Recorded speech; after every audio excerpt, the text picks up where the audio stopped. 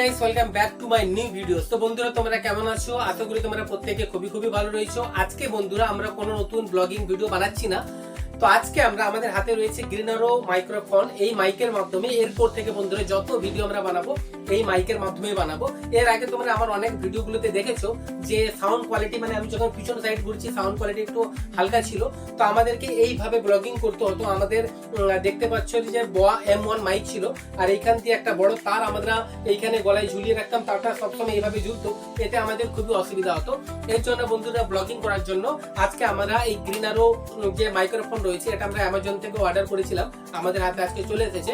আজকে এর পুরো আনবক্সিং তোমাদেরকে আমরা করে দেখাবো, এর মধ্যে কি কি থাকে, এর সাউন্ড কোয়ালিটি কি।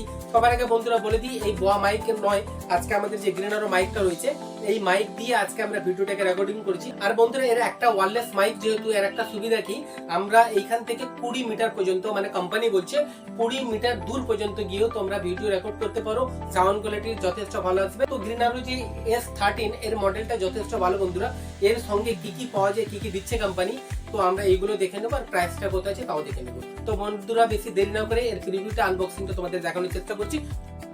এটি রয়েছে বন্ধুরা গ্রিনারো কোম্পানি থেকে S13 মডেলের একটা ব্ল্যাক কালারের একটা মাইক্রোফোন। এই মাইক্রোফোনটা বন্ধুরা যথেষ্ট হার্ডলি করেছে এবং সাউন্ড কোয়ালিটিও খুব সুন্দর করেছে। এটা আমরা প্রথমে খুলে দেখতে পেলাম। তো এইখানে রয়েছে একটা গ্রিনারো কোম্পানির একটা বক্স রয়েছে, প্লাস্টিক দিয়ে তৈরি বন্ধুরা। এটা তোমরা যে কোনো জায়গায় ক্যারি করে নিয়ে যেতেও পারো, আর সম্ভবত Type-C দিয়ে এটাকে চার্জ করা হবে।